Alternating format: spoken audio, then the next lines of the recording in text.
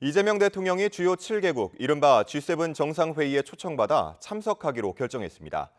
미국 도널드 트럼프 대통령과 어젯밤 전화통화를 한 이 대통령은 또 다른 주요국 정상들과의 통화도 조율 중인 것으로 파악됐습니다. 취재기자 연결합니다. 정인용 기자. 네, 용산 대통령실입니다. 네, 먼저 이 대통령의 G7 정상회의 참석 소식부터 전해주시죠.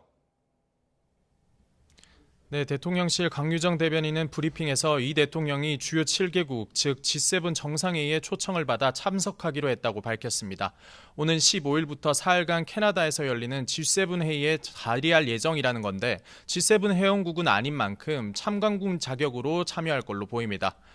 이 대통령의 G7 회의 참석은 첫 해외 순방이자 다자 정상외교 대비 부대로 이를 계기로 트럼프 대통령과 정상회담이 이뤄질 가능성도 있습니다. 이 대통령이 취임한 지 2주도 채 되지 않은 시점에서 다자 외교에 시동을 거는 행보를 보이는 만큼 국익 중심 실용 외교에 속도를 내고 있는 걸로 해석됩니다. 강 대변인은 또 윤석열 정부가 대폭 축소했던 대통령 전용기 탑승 언론인 수를 문재인 정부 수준으로 복원할 거란 말도 전했습니다. 어젯밤 이 대통령이 트럼프 대통령과 20분간 진행한 통화를 둘러싼 대통령실의 추가 언급도 있었습니다. 대통령실 관계자는 서로 돈독한 분위기를 만들고 친밀감을 확인한 통화였다고 의미를 부각했습니다. 자세한 통화 내용을 정하는 건 결례가 될 것 같다면서도 두 대통령 모두 암살 위협을 경험한 만큼 관련 고충을 나누기도 했다고 설명했습니다. 다른 주요국 정상들과의 통화 가능성을 묻는 질문에는 현재 조율 중으로 알고 있다고 밝혔습니다.